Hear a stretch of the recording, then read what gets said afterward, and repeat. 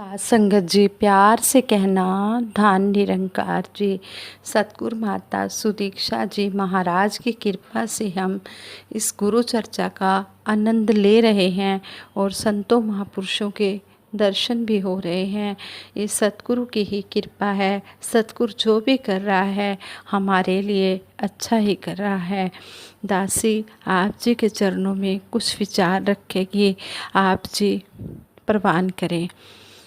महात्मा वीरेंद्र बंटी जी ने अपने विचारों में एक बार हमें बताया कि बाबा जी मंसूरी में थे। बाबा जी हाथी पाँव गए हुए थे। वहाँ से बाबा जी कहने लगे चलो मार्केट चलते हैं। बाबा जी खुद ही गाड़ी चलाने लगे और साथ में महात्मा दिलबाग जी भी बैठे हुए थे। बाबा जी के साथ ही बैठे हुए थे अगली सीट पर। बाबा जी एक रेहड़ी वाले के पास रुके और शीशा बाबा जी ने गाड़ी का नीचे किया। जब रेहड़ी वाले ने देखा कि ये तो हमारे सतगुरु बाबा हरदेव सिंह जी महाराज हैं, वह बाबा जी के पास आ गया और बाबा जी भी गाड़ी से बाहर आ गए। उसने रेहड़ी वाले ने बाबा जी को दंडवत प्रणाम किया और उसकी आंखों में आंसू बहने लगे। उसने अपने आंसुओं से बाबा जी के चरण धो दिए। कहने लगा बाबा जी, दास तो आप तक नहीं पहुंच सकता था। बाबा जी आप खुद ही दर्शन देने के लिए आ गए। आप बहुत ही दयालु हो। साथ संगत जी, कहने का भाव ये है कि सतगुरु को क्या नहीं पता।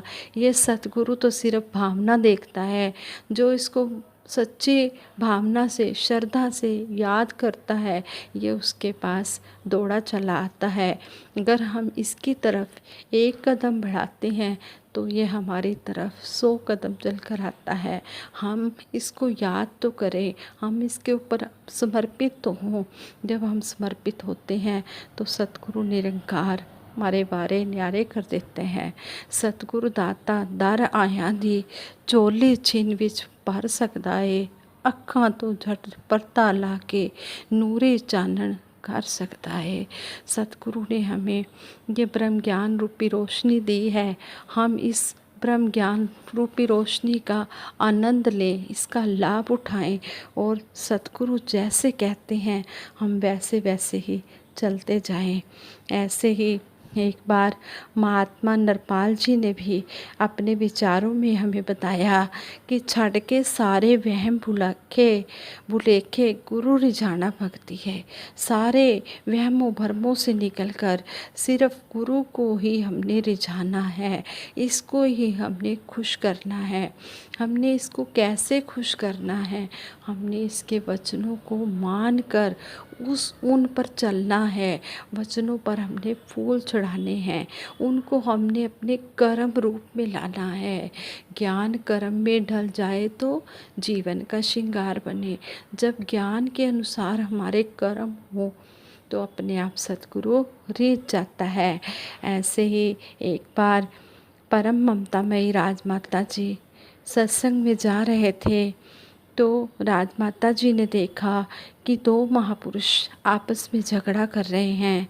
उन्होंने एक सेवादार को भेजा और कहा पीछे 2 सेवादार महात्मा आपस में झगड़ा कर रहे हैं, आप उनको बुला कर लाओ।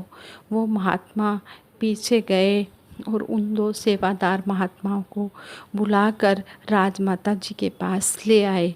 राजमाता जी ने उन्हें अलग बिठाकर उनसे पूछा क्या बात है। एक महापुरुष कहता है कि दास सह शिक्षक है। दास को हुक्म दिया है कि इस साइड से किसी को भी नहीं जाने देना। दास ने इस महात्मा को इधर से जाने से रोका तो ये जिद करने लगे मैं इधर से ही जाऊंगा। राजमाता जी ने फिर दूसरे महात्मा से पूछा तो वो कहने लगे कि मेरे रिश्तेदार इस साइड बैठे थे, इस साइड से शॉर्टकट लग रहा था तो दास ने कहा कि दास को इधर से जाने दो। लेकिन इन्होंने मना कर दिया। फिर दास ने कहा कि दास तो यहीं से ही जाएगा, अगर आप सेवा कर रहे हैं तो दास भी तो सेवा कर रहा है। इस तरह उनका आपस में झगड़ा होने लगा। तो दोनों ने राजमाता जी के सामने 50 बार दास शब्द बोला। राजमाता जी कहने लगे कि आप दोनों ने 50-50 बार दास शब्द बोला है, लेकिन दास कहीं नज़र तो नहीं आ रहा। हम पूर्ण हरदेव वाणी में भी सतगुरु बाबा हरदेव सिंह जी महाराज ने कहा है, कहने को तो जिसको देखो खुद को दास बताता है, दास भाव की मर्यादा को विरला कोई निभाता है। कोई विरला ही होता है जो दास बन जाता है।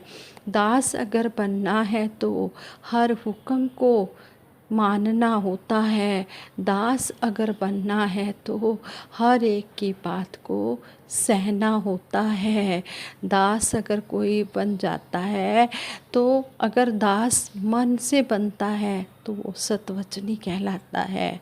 फिर परम ममता में निरंकारी राजमाता जी ने उनको समझाया कि दास की जो परिभाषा है उसको समझो।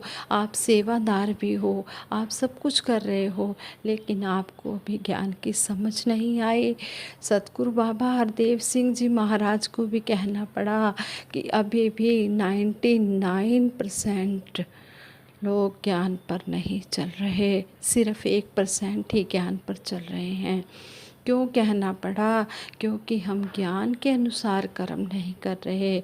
अगर हम ज्ञान के अनुसार कर्म कर रहे हो तो सतगुरु को ये बात बार बार ना कहनी पड़े। आज सतगुरु माता सुदीक्षा जी महाराज भी हमें समझा रहे हैं कि बोलो कम तोलो ज़्यादा। बोलने से कर्म ज़्यादा करें। हम कर्म ज़्यादा करेंगे और ज्ञान के अनुसार चलेंगे तो हमारे को मुंह से कुछ भी बोलने की ज़रूरत नहीं पड़ेगी। सतगुरु माता जी ने कहा है कि चलते फिरते प्रचारक बन जाओ, चलते फिरते पूजा स्थल बन जाओ, इस तरह कर्म करो। हमने सतगुरु की बात को मानना है और मानकर उस पर चलना है। गुरु वचनों को मान के मन से जो सेवा की जाती है सबसे उत्तम सबसे ऊंची वो सेवा कहलाती है। संगत जी, हम सतगुरु के बहुत ही शुक्रगुजार हैं जो हमें लॉकडाउन में भी गुरु चर्चा का आनंद मिल रहा है। हम गुरु चर्चा का आनंद उठा रहे हैं। ये तो सतगुरु को पता है कि ये जो लॉकडाउन आया है इसमें भी सतगुरु को पता है कि इसमें क्या राज है। सतगुरु ही सब कुछ जानता है, हमें कुछ नहीं पता। जो भी ये कर रहा है सही कर रहा है। कहते हैं कि सतगुरु की रज़ा में पूरा जिनका ईमान है उन्हीं के लिए ये ज़िंदगी आसान है। जो सतगुरु पर पूरा भरोसा कर लेते हैं, पूर्ण विश्वास कर लेते हैं, उनका कभी भी विश्वास डगमगाता नहीं है। वो हमेशा इसके भाने में ही रहते हैं और यही कहते हैं कि हे सच्चे पातशाह, तू जो भी कर रहा है हमारे लिए सही है। तू जो चाहता है होता वही है, तू जो करता है वो होता सही है। हम तेरी बात को मानकर हम चलते जाएं। सच्चे पातशाह, हम तो तेरे हैं, भले हैं या बुरे हैं, जैसे भी हैं मेरे मालिक, अब हम तेरे चरणों में आ गए हैं। हमें अपने चरणों से लगा के रखना, चरणों से लगा के रखना मेरे मालिक। हाँ संगत जी, अगर दासी के मुख से कोई ऐसा वैसा शब्द निकल गया हो, दासी को क्षमा करना।